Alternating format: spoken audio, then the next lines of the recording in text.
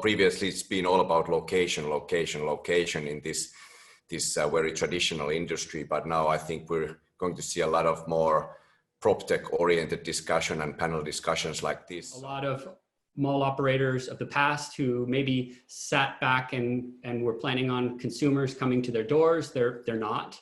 So that's either a reawakening for them that they need to engage with the digital strategy, or to start engaging how they talk with their customers.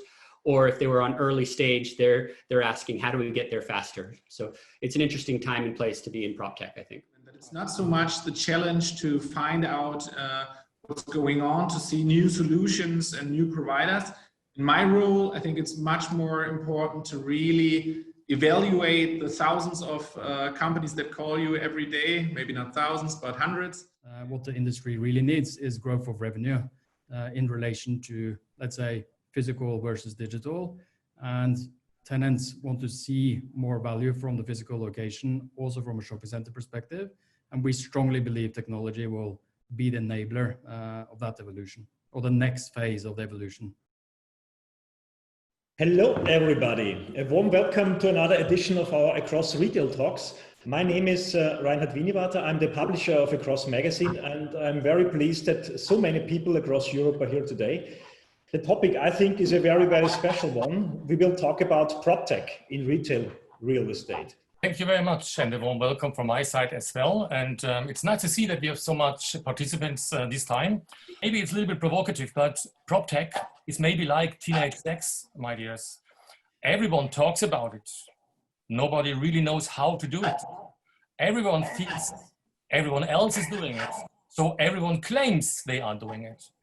You can use this phrase also for lots of other things, but I think it fits perfect to the discussion which is here. My thesis is that PropTech will really enable retailers to become more customer-centric organizations, and will be the key driver to really have true multi-channel functionalities available. Our mission is to be the leading mall management platform connecting physical and digital retail real estate.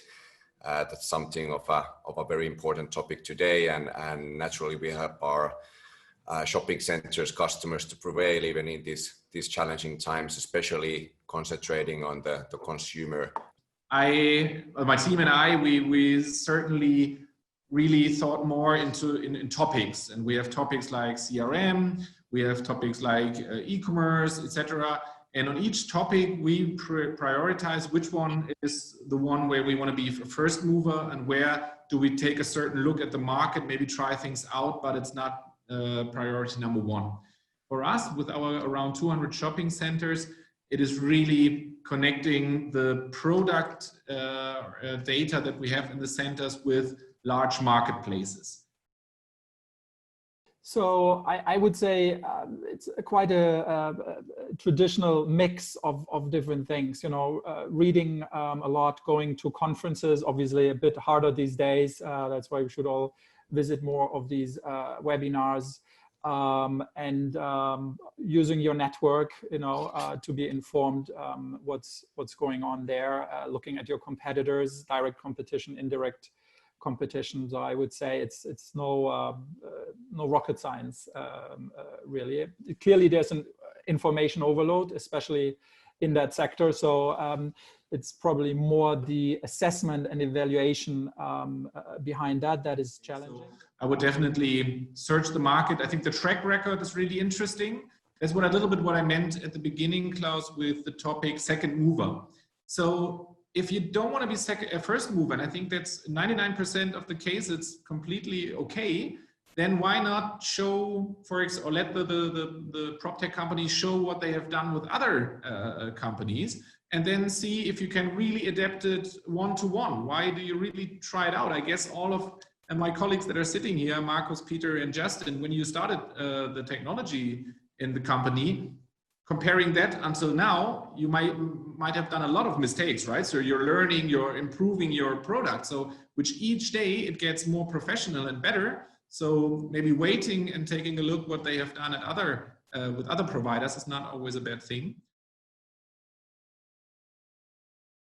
You can have different tools, and you can have different measurable return on investments. You know, this like phenomenon with PropTech and solutions can offer a various possibility of taking the return on investment. It also can be measurable depending what you want to do. I think from a PropTech perspective, there should always be a business case approach to every kind of project. So what are the prospects? What are the sort of expectations on consumer adoption and so on? And nothing should really be launched before those kind of discussions have been had. It's quite necessary to measure everything. So specifically from a marketing perspective. So depending on where the client is or where the mall operator is on that innovation curve that we'd refer to, from very early stage, if you're sending out email communications, SMS, push notifications, any of your omni-channel sort of approach, measure the effectiveness. So what type of behavior is that creating? Is that down to open rates, bounce rates? That's on a very, very basic level. And then take that right through the innovation curve, depending on where the individual mall operator is. It's a good question. You know, for us as a large company, sometimes it's the other way around. It's not so easy to work with, let's say, really startups. I think it has a good side and a bad side. The good side is all the guys, let's say, and girls, of course, are completely 100% motivated, right? So they are full of energy and they want to make things happen, and you can really rely that they would work the whole night to satisfy your needs as a company. That's the good thing. And the bad thing, as I see it, and I don't mean the PropTech companies that are sitting here in this table, let's say, but some others, they tend maybe to if you ask them what is possible and what not, a lot of them tend to say everything's possible. We can do everything. Don't worry. We can do this and we can do that.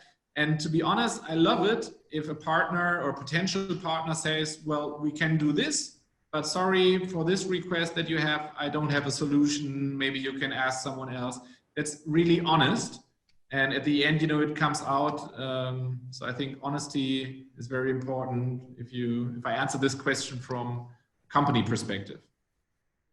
You know, as we discussed, physical retail will be all about, you know, ROI. Obviously, PropTech needs to support that. So I think if these PropTech companies are as agile as they claim to be, then there's good chances to always offer a pilot. Why not say, you know, we don't need to roll this out across, you know, all of your centers, all of the business. We'll start small. We show you the impact you can have. It is scalable. And then, you know, that's quite strong convincing evidence for the decision makers, the stakeholders in these companies to convince the rest of the organization. I mean, in a nutshell, patience. So working closely, obviously you build up a relationship with most of the larger property businesses. I think for other PropTech sort of starting up in early stage, it's about building those relationships, showing value, creating, so publishing articles and helping move the industry forward as a total. And like you said, Philip, it's not about short-term gains of potentially telling tall stories of what you could do and then not deliver. It's being much more realistic with what you can achieve, build up a reputation in the industry and with your clients. Yeah, first of all, I mean, our priority is shopping centers globally, and we have that priority because we think they're gonna be super valuable for the future as well. And we believe it's all about the sort of convergence, real convergence between physical, digital, retail, and it's kind of being accelerated now. So my hope is that together we all sort of get this to the next level so that we see malls that truly have a high percentage of their revenue derived from digital. And as a benchmark, we typically like to say if consumers spend 20% of their retail spending online, an individual shopping center should have the same share of total sales or revenue from online as well, because as the online share grows, the non-online part will decline. So it's extremely important to have that balance right. And we definitely believe shopping centers have fantastic unique selling points up against e-commerce when it comes to home deliveries, pickups, returns. They can solve a lot of the challenges that e-commerce is suffering from today and which aren't profitable. The mall is actually the solution here. As discussed, there's a huge demand now in the market for connecting digital and physical, and this is, I think I'm saying on behalf of all of the PropTechs here, that we need to deliver this more than ever now to help the industry prevail. And I think there's a lot more is yet to come, so we need to stay tuned in webinars like this. I think surely it's just being at the intersection of where consumers, retailers, and operators meet. So focusing on the customer, making sure that you understand who they are so that you can engage with them on a direct one-to-one basis. I think the biggest lesson learned over the last couple of years is without that, you can be at a huge loss. So I see that as being picked up and is really a driving force for the next year. My wish for PropTech would be, as I think stated in the beginning, really that it helps the retailers to improve the understanding of our guests across those 3 stages: before the visit, during the visit, and after the visit, to really drive incremental sales. Very short: collaboration and partnership, but not only between operators and PropTech companies like we are here at this panel, but also retailers. I think they are like the missing piece of this triangle. We have to work together with the retailers. If not, I think it will be almost impossible to get impact. Thanks for that. It's a fantastic last word, because there should be someone who pays the bill on the one hand in that case, and the retailers play a very, very important role on it. So let's keep them very dry and safe.